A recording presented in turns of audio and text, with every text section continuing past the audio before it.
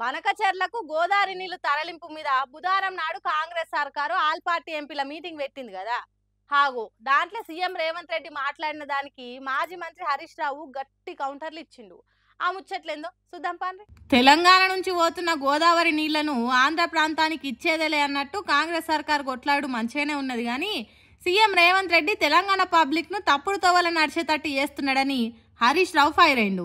నిన్న power point presentation ఇచ్చిన దాని మీద ఏమన్నాడు ఈనుండ్రి. అసలు విషయాన్ని పక్కన పెట్టి సొల్లు వాగుడు వాగారు ముఖ్యమంత్రి గారు. బేసిన్ల గురించి బేసిక్ నాలెడ్జ్ లేకుండా నిన్న రేవంత్ రెడ్డి గారు మాట్లాడారు. ఆయనకు బహుశా బ్యాగుల మీద మంచి నాలెడ్జ్ ఉన్నట్టుంది, కానీ బేసిన్ల మీద ఆయనకు నాలెడ్జ్ లేదు అని నిన్నటి పీపీటీతో స్పష్టమైపోయింది. పీపీటీ పెట్టి మరీ రేవంత్ రెడ్డి గారు, ఉత్తమ్ కుమార్ రెడ్డి గారు తమ అజ్ఞానాన్ని బయటపెట్టుకున్నారు. ఇన్నరా ఆగో అట్లున్నదట అలా వ్యవహారము. ఇక ఏ ప్రాజెక్ట్ ఏ బేసిన్ కిందికి వస్తుందని ఆఫీసర్లను అడిగిండు కదా సీఎం రేవంత్ రెడ్డి. దాని మీద ఏమన్నాడు ఈనుండ్రి. బూతులు మాట్లాడినంత సులువు కాదు బేసిన్ల గురించి అర్థం చేసుకోవడం. రేవంత్ రెడ్డి గారు, నీ చిల్లర రాజకీయాలతో నీ అజ్ఞానాన్ని బయట పెట్టుకొని రాష్ట్రం ముందు పరువు తీసుకున్నావు. నిన్న నువ్వు ముఖ్యమంత్రికి అన్ని తెలవాల్సిన పని లేదు. బుక్కులల్లా ఇంటర్నెట్లల్లా చూసి తెలుసుకోవాలి, లేకుంటే ఆఫీసర్లను అడిగి తెలుసుకోవాల్సింది. అది కూడా 2-3 ఉన్నప్పుడు చేయాలి. అంతేగాని కెమెరాల ముంగట తెలంగాణకు ముఖ్యమంత్రి ఉండి ఏం తెలవనో తిరిగా ఆఫీసర్లను అడిగితే పరువు పోదా? నీ పరువే కాదు రాష్ట్రం పరువు తీసినోనైనావు అన్నట్టు ఇజ్జత్ తీసిండు రేవంత్ రెడ్డిది హరీష్ రావు. ఇక నల్లమల్ల అడవుల ముచ్చట మీద మాట్లాడుకుంటా కదా, నల్లమలకి వెళ్ళొచ్చినా తొక్కుంటూ వచ్చినా పీక్కుంటూ వచ్చినా అంటాడు కదా. ఇక నల్లమల గురించి మాట్లాడతాడు. జర అది కూడా చూపివే లేదా వీడియో? సరే, నల్లమల మీద, నల్లమల తెలంగాణ కిందికి వస్తుందా ఆంధ్ర కిందికి వస్తుందా అని అడుగుతాడు నిన్న. అంటే ఇది నల్లమల్ల పులిమిడ్డ కాదు, వెకిలి మాటల వెర్రిబిడ్డ అని నిన్న తెలుసుకున్నాడు రేవంత్ రెడ్డి. నల్లమల కిందికి వస్తుంది యాడు ఉంటుంది అని కూడా అడుగుతాడా? ఆ మాత్రం అంటే అజ్ఞానాన్ని కూడా అర్థం చేసుకోవచ్చు, కానీ విషపూరితమైన మనస్తత్వంతో ఉన్న ఈ వికారాన్ని, అజ్ఞానాన్ని భరించడం చాలా కష్టం. అంత విషం. రేవంత్ రెడ్డిలో విషయం తక్కువ, విషం ఎక్కువ. ఈ తిరగార్చుకున్నాడు సీఎం రేవంత్ రెడ్డిని. ముఖ్యమంత్రి సంగతి ఇట్లుంటే తన సలహాదారుని తెలివితేటలు ఇంకెట్లున్నాయో చూడుండ్రని వీడియో వేసి మరి ఇజ్జత్ తీసి ఇంటి వెనకేసిండు. ఇక రేవంత్ రెడ్డి గారు ఇట్లుంటే ఆయన సలహాదారుడు ఆదిత్యనాథ్ దాస్, ఆయన మీరు అలా చూసి ఉంటారు. ఏం మాట్లాడతాడు అంటే అది కూడా ఒకసారి మళ్ళీ చూపి. లొకేషన్ ఇట్ ఇస్ ఇన్ ప్రకాశం జిల్లా సార్. ప్రకాశం జిల్లా. ఇగో ఈ వీడియో విలేకరుల ముందేసి మరి చూపెట్టిండు. తర్వాత హరీష్ రావు మాట్లాడుకుంటా ఇద్దరి పరువు పతారని గంగల కలిపిండు. ఇక దున్నపోతుందంటే దుడ్డని కట్టేమన్నట్టున్నది. బనకచెర్ల ఏ బేసిన్ అది ఎక్కడుంది అంటే లొకేషన్ అంటే ఈయన ప్రకాశం జిల్లా అంటాడు. బనకచెర్ల ఉన్నది పాత కర్నూలు జిల్లా, ప్రస్తుత నంద్యాల జిల్లా. ఇక ముఖ్యమంత్రి అట్లుంటే ఆయన సలహాదారుడు అంతకంటే గొప్ప గనుడు ఉన్నాడు. యథా రాజా తదా ప్రజ అన్నట్టు ఉండకుంటే ఇంకెట్లుంటది? ఈయనకే తెలియదు కానీ ఇంకో తెలివనైనాకు చెప్తున్నాడని ఇంతో కొంత ఉన్న ఇజ్జత్ని కూడా ఇవతలేసిండు. తర్వాత బనకచెర్ల ముచ్చట మీద భగ్గున మండిండు రేవంత్ రెడ్డి మీద.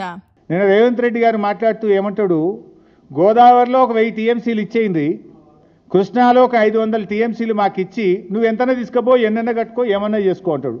నీ అయ్యసోమ్మ నువ్వెవడు చెప్పడానికి? నువ్వేమైనా రాచరిక పాలన ఉన్నావా? నువ్వేమైనా రాజువా? This is democracy.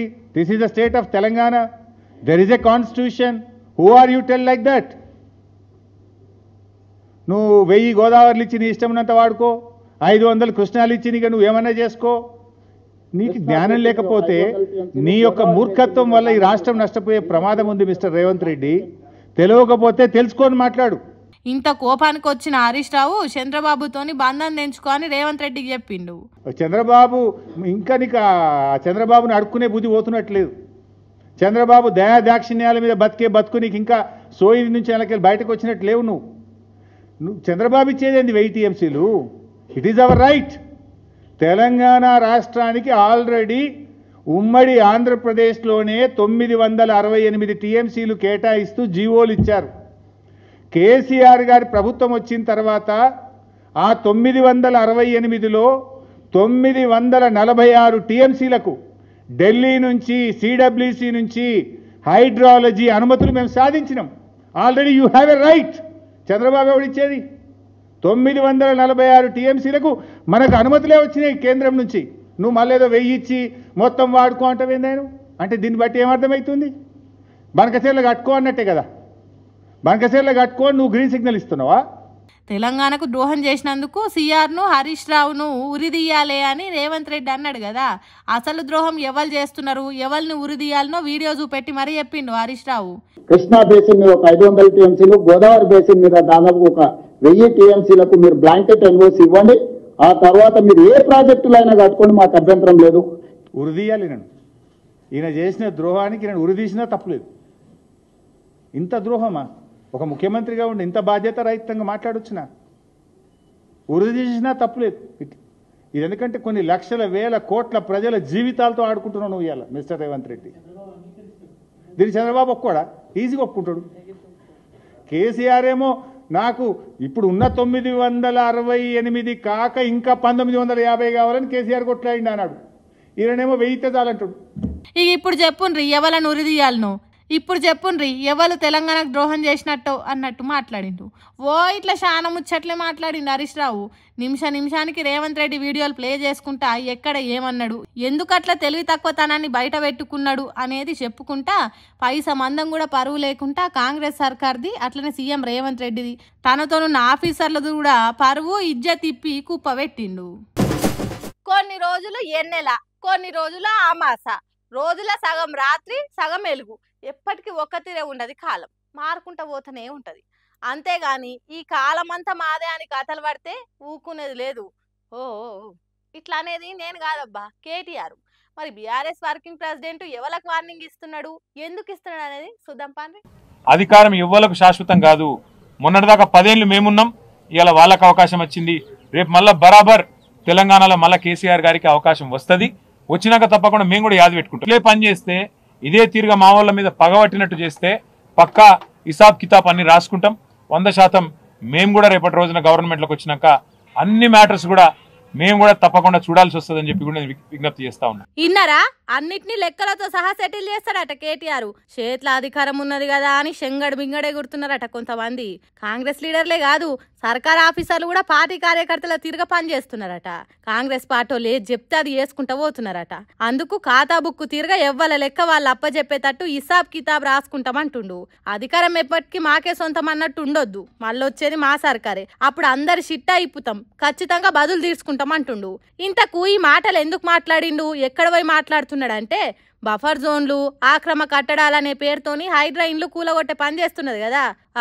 ఆ ముచ్చట మాట్లాడుకుంటా సర్కార్ ఆఫీసర్లకు వార్నింగ్ ఇచ్చిండు. హైదరాబాద్ లో ఎక్కడైనా సరే ఏ పేదవాడి మీద రేవంత్ రెడ్డి ప్రతాపం చూపెట్టినా మీకు అండగా ఉండేది, ఖచ్చితంగా మీకు అండగా నిలబడేది బీఆర్ఎస్ పార్టీ మాత్రమే. ఎందుకంటే మాకు తెలుసు, హైదరాబాద్ నగరంలో ఇవాళ ఒక్క బోరబండ తీసుకుంటే ఇట్లాంటి స్లమ్లో ఒక 100 ఉంటాయి. ఈ 100 గల్లీలు ఉంటాయి. ఇటువంటి ఈ 100 గల్లీలల్లా ఏది రైటు, ఏది రాంగు, ఏది లీగలు, ఏది ఇల్లీగల్ అంటే దేవుడు కూడా చెప్పలేడు. అంతే కదా, వెనకట ఎప్పటి నుంచో బీద సాదలు ఖాళీ జాగుంటే ఇంత నీడేసుకొని బతుక్కుంటూ వచ్చిండ్రు. అసొంటోళ్ళ భూమి రాంగా రైటా అనేది దేవుడు కూడా చెప్పలేడు. అట్లాంటిది వాళ్ళని పట్టుకొని కూలగొడతాం, పడగొడతాం అంటే బీఆర్ఎస్ ఊకోదు, ఎంతవరకైనా కొట్లాడుతుంది అన్నట్టు చెప్పుకొచ్చిండు. అదొకటే కాదు, అసొంటి బీద సాదలకు అండగుంటున్న బీఆర్ఎస్ లీడర్లను కూడా బెదిరించిండ్రట కాంగ్రెస్ లీడర్లు, సర్కార్ ఆఫీసర్లు. అందుకే బీఆర్ఎస్ లీడర్ సర్దార్ అనేటైనా ఆత్మహత్య చేసుకున్నాడట. వాళ్ళ కుటుంబాన్ని ఓదర్శతానికి బోరబండ ఏరియాకు పోయిన కేటీఆర్ ఇట్లా అందరికీ కలిపి గట్టి వార్నింగ్ ఇచ్చిండు. బీఆర్ఎస్ పార్టీని నమ్ముకున్నోళ్లకు పార్టీ ఎప్పటికి అండగుంటది అన్నట్టు సర్దార్ కుటుంబానికి 10 లక్షల సాయం చేసిండు. అక్కడ పెట్టిన ప్రెస్ మీట్ లో హిసాబ్ కితాబ్ ముచ్చట చెప్పిండు. బదులుకు డబల్ తీర్చుకుంటామన్నట్టు మాట్లాడిండు. మరి చూడాలి రాబోయే కాలంలో ఎట్లుంటదో.